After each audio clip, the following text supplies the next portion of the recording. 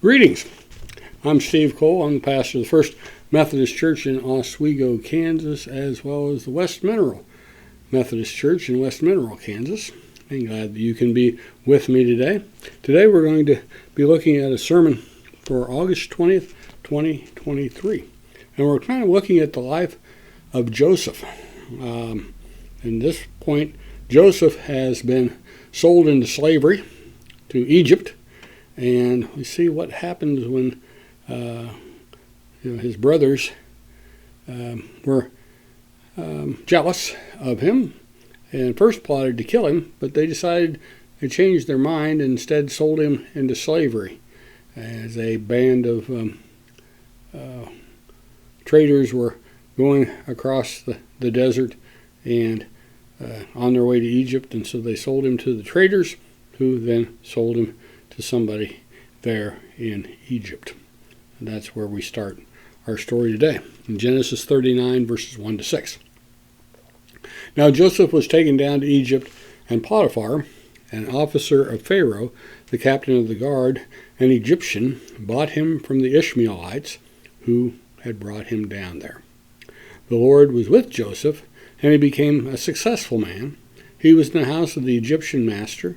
His master saw that the Lord was with him, and that the Lord caused all that he did to prosper in his hands. So Joseph found favor in his sight and attended him. He made him overseer over his house and put him in charge of all that he had. From the time that he made him overseer of his house and over all that he had, the Lord blessed the Egyptian's house for Joseph's sake, and the blessing of the Lord was on all that he had, in his house and his field. So he left all that he had in Joseph's charge, and with him there he had no concern for anything but the food that he ate. May God add a blessing to the reading, the hearing, and the understanding of his word. Well, here Joseph is in a difficult situation. Sold into slavery. But it doesn't sound like too bad of a gig, considering, okay, he's in slavery, but he goes to this guy named Potiphar. He's an Egyptian official, and this guy puts Joseph in charge of everything that he has. Hey, not a bad gig for somebody that's a slave. But that's just part of the story, right? That's the beginning of the story. A lot of us know there's a lot more to that story than that. It sounds like things are going pretty good, but you see, this guy Potiphar has a wife. And the wife has eyes for Joseph. It tells us that Joseph is handsome. And so Potiphar's wife wants Joseph to sleep with her. Of course, Joseph says no, being a man of integrity. But she won't give up. She keeps on doing that. He tries to avoid her, but that's hard to do when you're in the same place. And he finally says to her, look, with me here, my master has no concern about anything in the house, and he's put everything that he has in my hand. He's not greater in this house than I am, nor has he kept back anything from me except yourself, because you are his wife. How then could I do this great wickedness and sin against God? Here Joseph, not only does he say it's wrong to do this because you're my master's wife, but he also says it would be a great sin against God. Wow. And you'd think that she might say, well, she respects his integrity, and I understand your reasoning. Okay, I'll let it go. But she doesn't. She keeps asking him. He tries to avoid her. He tries to do things, but one day they're in the house alone, and she grabs hold of him and says, sleep with me. Well, what does he do? He runs.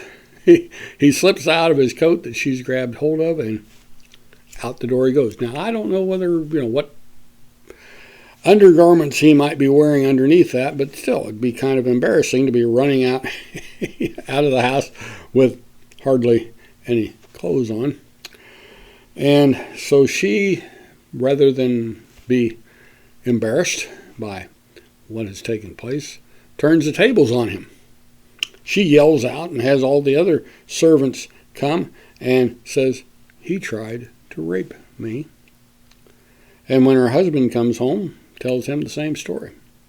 "That slave that you got, he tried to take advantage of me. What are you going to do about it?" Well, he does something. He has Joseph thrown into prison. Yeah. Here he's being punished for something he didn't do. Here he had integrity. Here he was doing the right thing, trying to avoid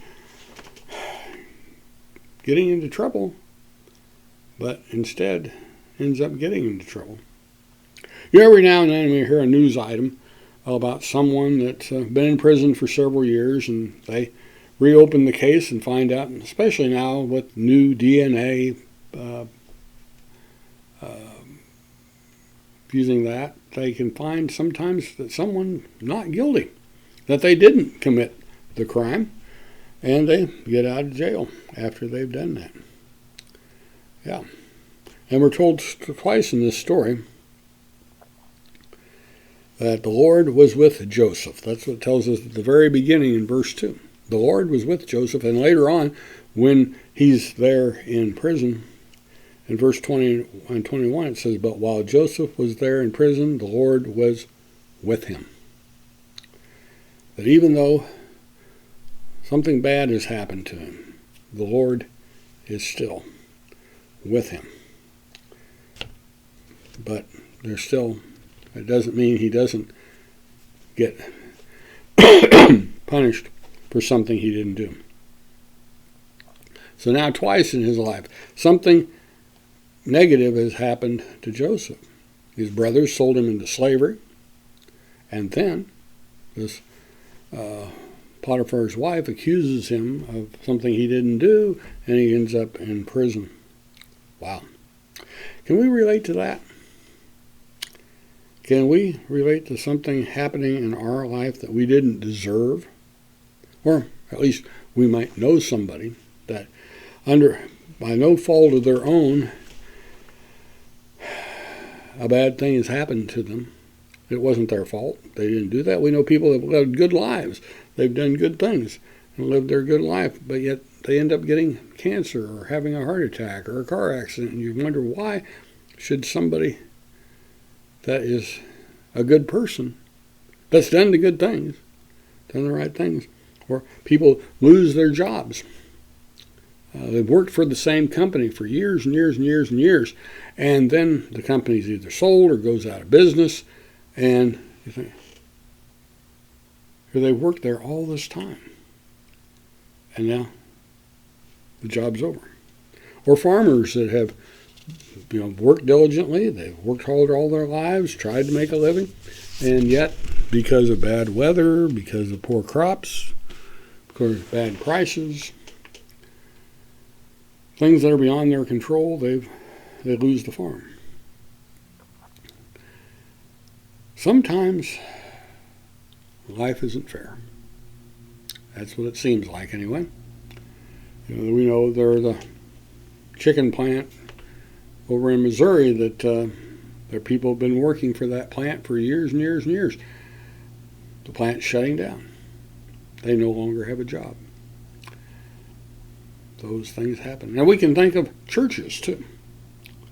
Churches that have been faithful to the ministry. They've done what they could throughout the years. They've had good pastors. They've reached out to the community. They've been faithful. They've done what is right, but yet for reasons beyond their control, we might say, people die, people move away,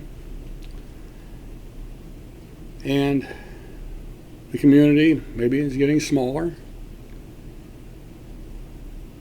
And they've been faithful. They've been preaching the word, right? And yet the church keeps getting smaller and smaller and smaller, and eventually might even have to close. Was it their fault? Not necessarily. No. They've done what they were supposed to do. They've been faithful, but yet that's what happens. So I wonder what good does we wonder sometimes. Why bother? Why bother being a person of integrity?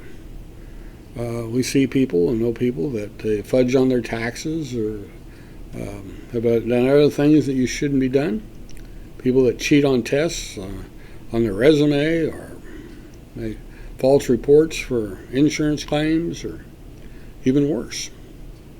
Doing all kinds of things, taking advantage of people. And they seem to get away with it. And we wonder why shouldn't there be consequences for them? So why have good moral values if it doesn't seem to do any good, if nobody notices and nobody seems to care, right? People seem to overlook those things sometimes, depending on the situation. We see politicians, and movie stars, and sports figures that do things that don't seem to be right, but because they're famous and they're well known, they get away with it. And sometimes the publicity they get from it only makes it better for them. Wow. Now we know that's not always the case. Not everything is like that. Pete Rose was gambling and he was kicked out of baseball and for good. He can't come back to baseball in any way, shape, or form. And we've known ministers that have been caught in scandals, and their ministry is over once they've been caught. And we've seen people that have ruined their reputations and their because of their indiscretions. Yeah. And sometimes somebody's found they were accused of something and later found out to be innocent, but the damage has been done. Their careers are over, even after they've been found innocent. So yeah, it can happen. It makes me wonder, what if Joseph had given in? What if he'd given in to Potiphar's wife? Would he have been caught? Could he have done that and nobody would have ever known the difference? Would anybody really care? Would the outcome have been different? I mean, after all, if he did go ahead and do it and he got caught, he'd have the same punishment either way, right? But that isn't what happened.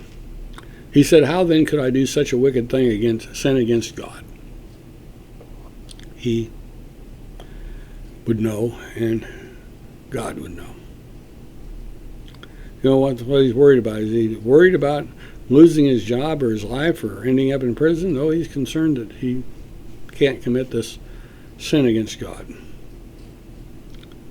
Wouldn't it be nice if we had people that said things like that today?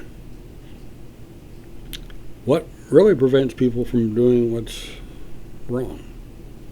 Because they're afraid of getting caught and the consequences of being caught, or is it because that's the wrong thing to do? Something we may not realize here, we think, well, yeah, Joseph was following the Ten Commandments. Well, the Ten Commandments weren't written for another 500 years yet. But he still knew what was right and what was wrong. And he knew that this would not be the right thing to do. We wonder, why wasn't Joseph killed on the spot? Potiphar could have. He could have had Joseph killed right then and there. He's a slave. He has no rights. But Potiphar didn't. He put him in jail. It makes me wonder, maybe Potiphar knows his wife a little bit better than we might think. And maybe, just maybe, he doesn't know if she's totally telling the truth. But, he's got to have save face, he's got to have self-respect. So, puts Joseph in prison. But also we see here, not only was Joseph a man of integrity, he overcame temptation. He could have given in. but doesn't. He resisted the temptation that Potiphar's wife coming to him. That's an example of us. He avoided it as best he could, trying to stay away from her and trying to avoid that situation as much as he could. But when the time came, he, as he said, I can't do that. In 1 Corinthians 10:13, it says, "No temptation has seized you except what is common to man. And God is faithful, and he will not let you be tempted beyond what you can bear. But when you're tempted, he also provide a way out so that you can stand under it." And we're not always going to do everything exactly right. There'll be times when we probably will give in to temptation and do things we shouldn't. But the good thing is that we're forgiven, that God forgives us. That's a good thing. That's not the end of the story, of course. We know that Joseph, same thing will happen when he gets there in prison. They'll see his abilities, and they'll see that he's a good manager of things, and the chief jailer puts Joseph in charge of the jail. Here's the one of the prisoners, and yet he gets put in charge of the jail. So, yeah, God is still with him. That even though these things, and I think of a passage that's one of my favorite passages is Romans 8:28. God causes all things to work together for good for those who love God, for those who are called according to his purpose. It doesn't mean everything that happens is good, but God can take those things in our life that we think are not too good and bring good from them. And we see this in the life of Joseph. His brothers sent him off into slavery. That didn't seem like a good thing, but he ended up things working out pretty good for him at first anyway, with Potiphar. He ends up going to prison, but then again, while he's in prison, things work out, and there's more to the story too. But that's for another time. Continue to see what happens in the life of Joseph and where things go from here. Knowing that too in our own lives is that sometimes things seem like situations aren't too good, but then if we look, a lot of times good can come out of negative situations. Well, thank you for coming, and we know that God goes with us to guide us, lead us, and help us today and every day. Amen.